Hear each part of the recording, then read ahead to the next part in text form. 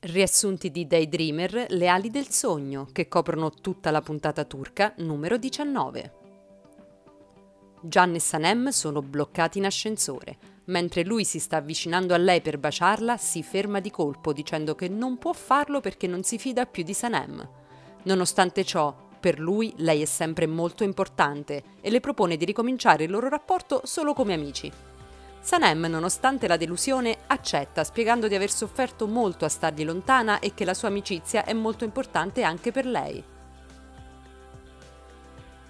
In quel momento l'ascensore si sblocca e loro finalmente escono. Sanem, a causa dell'ora tarda, non riesce a contattare Ayaan, dalla quale doveva andare a dormire. Allora Can la porta a passare la notte a casa sua. Qui, dopo aver mangiato, Sanem va a dormire nella camera degli ospiti, ma durante la notte ha un bruttissimo incubo e Can la sente piangere nel sonno. Allora entra in camera sua, la sveglia e la consola, poi le dà il regalo che le aveva preparato per il suo compleanno. È una bellissima collana con un ciondolo di ambra rossa e Can le racconta una leggenda molto romantica legata alla pietra. Sanem è molto commossa, si fa mettere la collana al collo e poi chiede a Can di aspettare che si addormenti prima di tornare in camera sua. La mattina seguente si ritrovano abbracciati. Sanem si sveglia e si alza per prima e va a preparare la colazione che riesce piuttosto bruciacchiata. Quando Can si sveglia non la trova e la cerca, poi la vede in cucina e i due ragazzi fanno colazione in allegria. Quindi si recano insieme in ufficio e Sanem ringrazia Can per essere tornati amici. Leyla va da Osman e gli racconta di aver consegnato a Can i documenti che aveva sottratto a Sanem. Osman è molto contento di questa sua scelta e la invita a cena.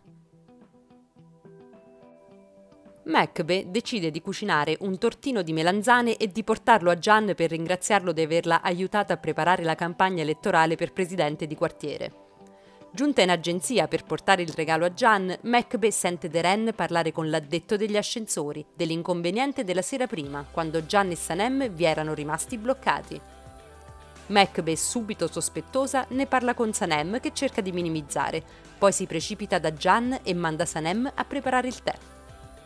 Can gradisce molto il tortino e inizia subito a mangiarlo e sta cadendo nelle domande trabocchetto di Mekbe che vuole scoprire la vera storia dell'ascensore.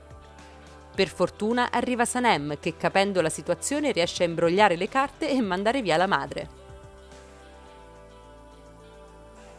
In agenzia si svolge una riunione del team creativo dove ognuno deve esprimere le proprie idee sul tema per la realizzazione della campagna della Compass e l'idea vincente risulta essere quella di Sanem. Can propone di andare tutti in campeggio il giorno successivo, sia per sviluppare le idee, sia per provare le attrezzature sportive commercializzate dalla Compass. Intanto giunge Fabri, che chiede a Sanem di lavorare al profumo quel pomeriggio, visto che l'indomani sarà impegnata con il campeggio. Sanem, prima di accettare, si reca da Can, ma quando lo sente parlare al telefono con Ganze e prendere accordi per passare insieme la serata, accetta subito l'invito di Fabri. Da quel momento scatta la gelosia reciproca di Can e Sanem. A fine giornata Can e Sanem si ritrovano in ascensore e qui entrambi, in preda alla gelosia, si provocano e si stuzzicano su ciò che avrebbero fatto con i rispettivi accompagnatori. Tornati a casa però entrambi disdicono il proprio impegno con la scusa che il mattino seguente devono alzarsi presto per andare in campeggio. Da soli, a casa, entrambi pensano e sono in preda alla gelosia. Sanem a questo punto decide di telefonare per controllare facendo finta di stare con Fabri e per questo mette una musica di sottofondo. Anche Can fa finta di stare passando una bella serata con Ganze ed entrambi fingono di non essere gelosi e curiosi. La sceneggiata va avanti fino a che Mekbe irrompe in camera di Sanem urlando di abbassare la musica. Can capisce subito tutto e Sanem, per togliersi dall'imbarazzo, inventa di aver fatto uno scherzo ad un amico. Allora anche Can confessa di essere a casa da solo. Entrambi, rassicurati, si danno appuntamento all'indomani, continuando la farsa di essere solo amici. Il mattino seguente Emre riceve una telefonata dalla madre che gli comunica di aver deciso di cedergli le sue quote per farlo rientrare in società. La mattina dopo, al campeggio, Gian annuncia che chi presenterà le idee migliori lavorerà al progetto insieme a lui e riceverà anche un regalo. Gian va da Sanem e le dice di concentrarsi perché lei può avere buone idee. In quel momento arrivano sia Gamze che Fabri per partecipare al campeggio. Tutti iniziano a provare le varie attrezzature e Sanem e Ayan, che l'ha accompagnata per vedere JJ, si occupano del montaggio delle tende. I risultati sono disastrosi, anche grazie alla collaborazione di JJ, mentre lì accanto Gamze le monta senza difficoltà. A questo punto interviene Fabri, che aiuta le due ragazze e poi, notando che Sanem osserva sempre Gian che sta parlando con Gamze, ne approfitta per farle notare la grande complicità esistente tra i due. Aylin intanto convince Emre a recarsi subito al campeggio e a rivendicare i suoi diritti grazie alle azioni che gli ha appena ceduto la madre e ad affrontare Gian davanti a tutti. Poi Aylin si reca in agenzia, che è vuota, e riesce ad entrare con una scusa nonostante le proteste del vigilante. Si reca quindi nell'ufficio di Gian, dove mette di nascosto su una mensola una palla di vetro con dentro una telecamera che le permetterà di vedere e ascoltare tutto ciò che avverrà lì. Al campeggio viene indetta una gara per localizzare delle bandierine sparse per il bosco, aiutandosi solo con un dispositivo fornito dalla Compass. Sanem, per gelosia verso Gamze e le sue capacità sportive, decide di partecipare e si inoltra da sola nel bosco.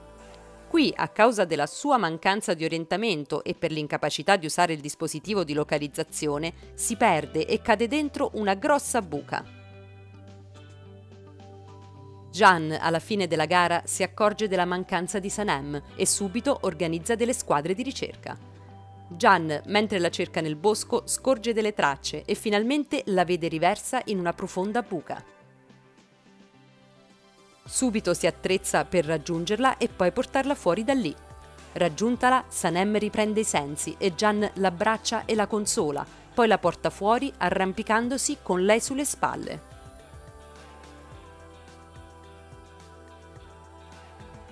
Ritornate al campo, mentre Gian cura le ferite di Sanem, arriva Emre che affronta Gian rivendicando i diritti cedutigli dalla madre.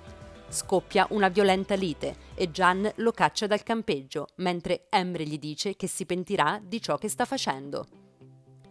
Emre, tornando in auto, guida in modo molto nervoso e imprudente, di conseguenza sbanda perdendo il controllo della vettura.